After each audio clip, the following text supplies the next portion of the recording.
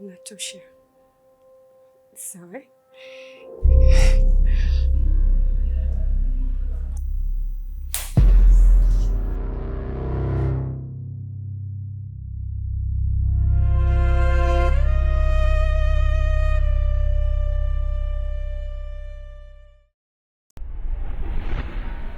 Asilimia 100. Na pia nakupenda.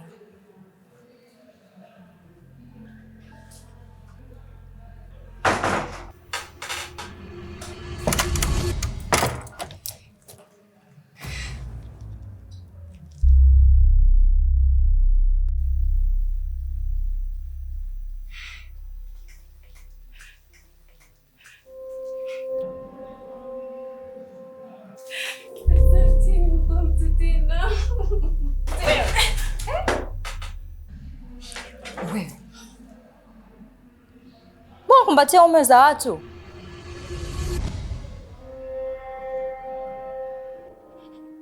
Inatosha. Sawa.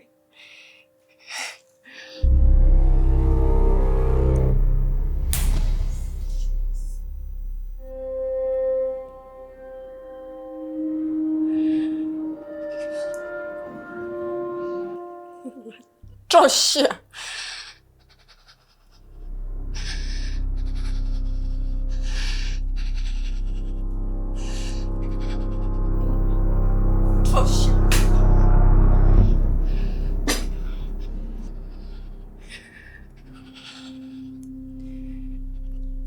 Tosha.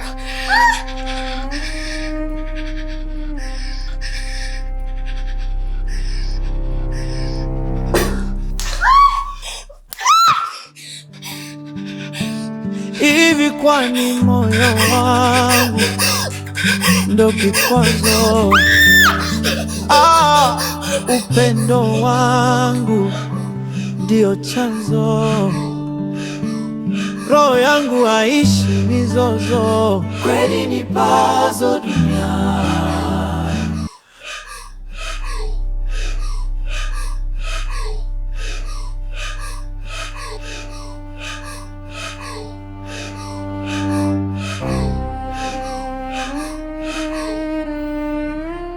Mama, kinaendelea nini hapa? Na yule ni nani? Alafu mbona Tomo kama anamkea sana mama? Yule mwanangu ni rafiki yake tu. Yule ni rafiki yake. Alafu mwanangu, nilisahau kukwambia, yule ana ugonjwa wa afya ya akili. Ukae naye makini sana mwanangu. Unajua watu wale wakiua hawana kesi. Hata mimi mwenyewe namuogopa. Nakaa naye tu hivyo hivyo, nitafanyaje? Ila kwa sababu mimi ni mama, humu ndani ataondoka tu. Sawa binti yangu? Lakini mama, amenimwagia maji, amenipiga. Pole binti yangu. Pole mwanangu. Pole sana mwanangu. Pole. Utapona mwanangu. Sawa? Lakini humu ndani utafanya nini? Cheka basi hata kidogo. We mrembo. We mrembo sana. Sawa mwanangu? Nakupenda binti yangu. Relax. Relax, girl.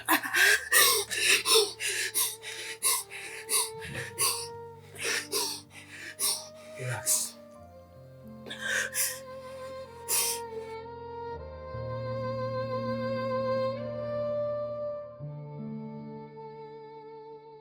Pole binti yangu. Pole. Utapona. Lakini hata hujaumia sana. Cheka basi. Mimi ndio mama mkwe. Mimi ndio mkweo. Humu ndani ataondoka na wewe ndio utabaki. Eti, cheka basi. Mkwe wangu mzuri mwanangu. Mashallah. Relax. Relax. Relax, baby, relax. Relax. Nimeona kila kitu ambacho kimeendelea pale, kwa hiyo relax.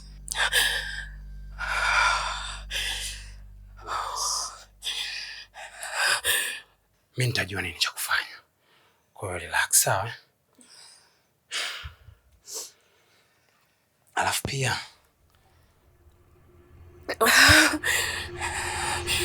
umependeza sana leo. Na nisingependa siku yako uliopata furaha tena, furaha yako ya leo ikapotezwa na mtu ambaye simjui, sijui anatoka wapi, sijui familia yake, na pia sio miongoni mwa familia yetu. Mtu kama huyo unaruhusuje anapoteza furaha yako? Asante. Asante kwa yote ambao umenitendea leo. Nilitamani nifurahie siku yangu leo, lakini ishatokea. Samahani. Sikupanga kuharibia maongezi yenu. Imetokea tu, nimeshindwa kujicontrol. Yaani samahani. Usijali, hujatuharibia maongezi na hakuna chochote ulichoharibu, kwa sababu ulikuwa kwenye kujitetea. So mimi naona uko sawa tu. Kwa hiyo usijali, relax, kaa utakuwa sawa. Tumeelewana eh? Sawa.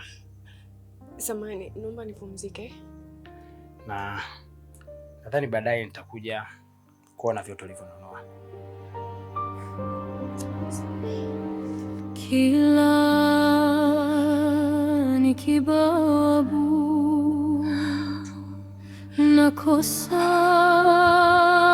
jawabu, sisirabi sirabu, sioni sababu nafsi yangu kuipa ghadhabu, unafanya na yakumbuka ya mababu, kwamba mtu sio kitabu.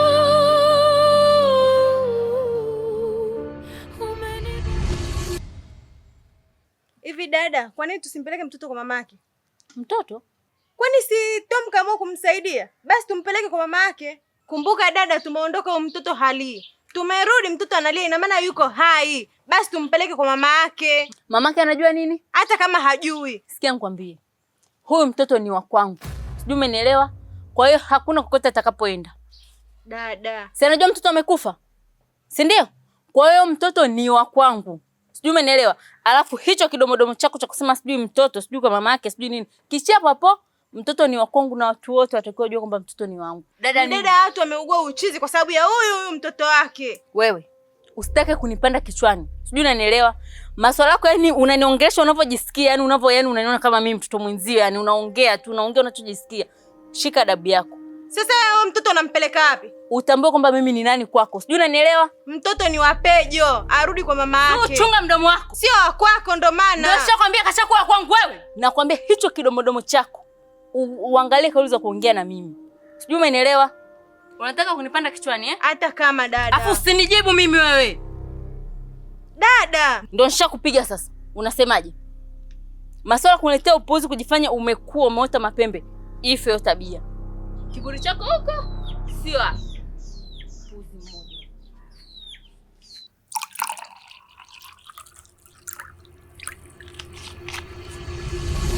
Mama, nini uelewi kuhusu Pejo? Mbona kama nimeshakuelewesha kila kitu, kuwa Pejo hahitaji marumbano wala kelele zozote za vitisho. Kufanya hivyo ni kuendelea kumzidishia ugonjwa wake. Na kwa upande wangu itakuwa kama hakuna ninachokifanya sasa mama. Nilisahau kumwambia huyu kwamba yule ni chizi. Lakini sasa nimeshamuelewesha na ameelewa. Sawa babangu. Sawa mwanangu. Alafu Tom, mbona yule mwanamke alipokuwa akinipiga haukunigombelezea hata kidogo jamani? Na yule ni rafiki yangu. Wewe ulitaka nikuache uendelee kumpiga tena na tena na tena, si ndio? wakati wote mmeona mlichokifanya pale. Na kwa sasa unatakiwa ujue ya kwamba chochote utakachokianzisha yule lazima atamaliza, maana bado ni mgonjwa. Mama, please nawaombeni, chonde, naomba mkae mbali na Pejo. Mama, nawaomba sana. Sawa mwanangu, nimekuelewa na kuahidi haitojirudia tena babangu. Sawa mwanangu mzuri.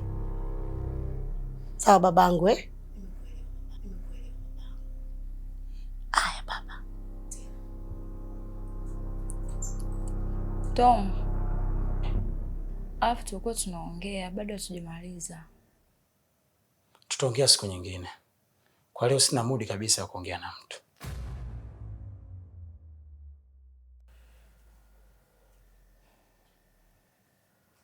Usijali mwanangu, niachie mimi. Mimi si ndo mamako, yote yatakuisha. Sawa mwanangu, cheka basi hata kidogo. Sasa je?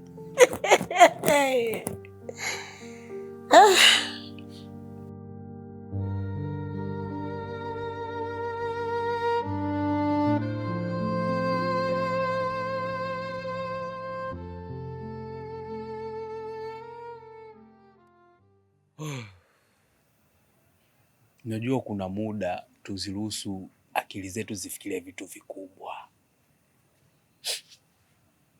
Hivi mimi sioga na kushauri vitu vikubwa. Eti wewe nani nikikwambia gawaga hata unijibu? Yaani mwanamke ambaye alisababisha ukamwacha mkeo,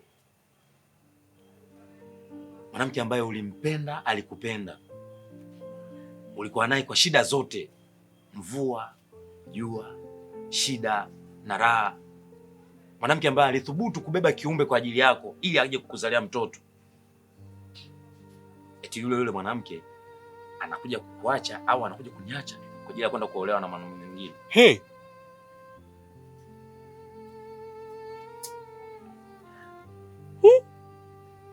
Wewe naye kama kibeberu, kila jike unataka kupanda. Sasa mimi hapo sijajua unazungumzia mwanamke gani. Si huyu mamtu huyu. Subira. Afu nimekumbuka. Kuna siku nilimuona. Maeneo fulani hivi. Ameshuka kwenye bajaji huko yeye peke yake, akaingia kwenye geti. Bonge la geti. Sasa nikakaa nikamwangalia, nikajiuliza, kafuata nini pale? Anafanya nini? Nikasema ipo siku nitakwambia. Kwa maisha ninomjua nayo yule mwanamke, hawezi kabisa kuwa anasema maisha makubwa eti ya kuishi kwenye sehemu zenye geti kama hivyo. Wewe usidharau kuunga na uzazi ungalipo. Wewe unajuaje? Watu wana siri. Kwa sababu mazingira niliyomuona siku hiyo, alikuwa peke yake, baada ya kufika bajaji akaingia kwenye geti. Kama angekuwa sio mwenyeji eneo lile, basi kungekuwa kuna mtu wa kumpokea. Inaonesha dhahiri shahiri ile eneo ni mwenyeji. Ikiwezekana ndo kwao. Mpunga upo. Niamini mimi yule ndo namjua maisha yake. Yaani hapo hamna labda huyo jamaa huyo ambaye anataka kumuoa huyo, labda ndo hapo anapoishi. Kwa hiyo sio na wadharau watu. Watu wana siri. Design kama nakuelewa hivi.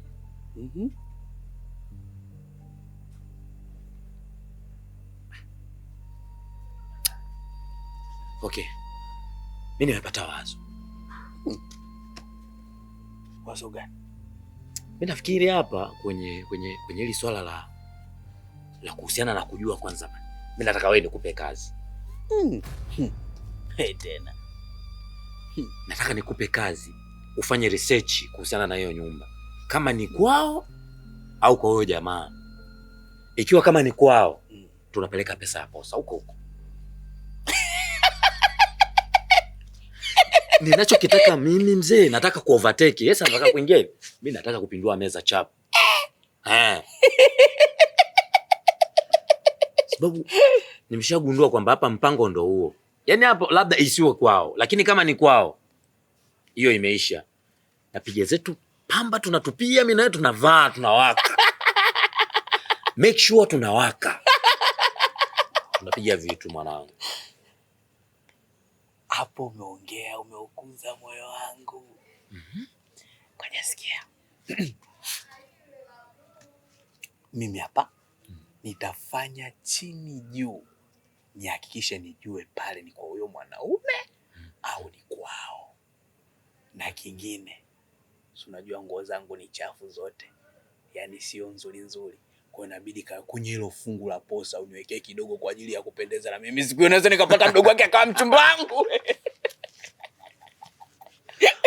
Wewe mwanangu, kila kitu unaita masiala. Sasa tunaoa wote nyumba moja. Masiala bwana. Hivyo ndugu yangu. Sikiliza. Mimi nishamaliza. Wewe kwanza leo fanya hiyo kazi. Tena majibu ya haraka. Yaani kwanza kesho ni limeisha hiyo. Sema na unifikirie kwa hiyo. Achana na hizo mambo bwana. Ndajitahidi. Lakini mimi nitalifanyia kazi.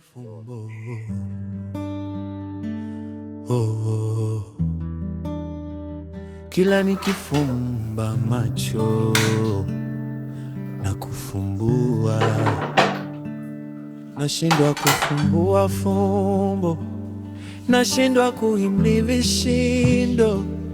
Kesho yangu inanipa mawazo.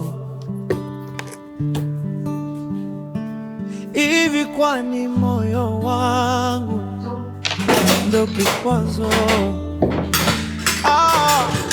Upendo wangu ndio chanzo.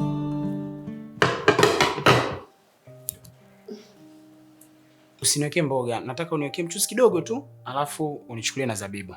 Wewe tena. Sasa mchuzi bila mboga ndo nini?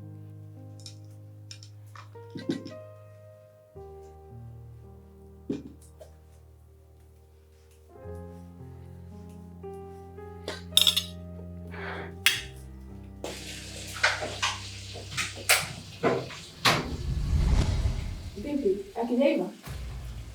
Samahani, Jesse niliwahi kuzima. Hapana, sio kuiva. Chumvi ndio imezidi. Chumvi? Njoo uonje na wewe. Uone kama utasikia ninavyosikia.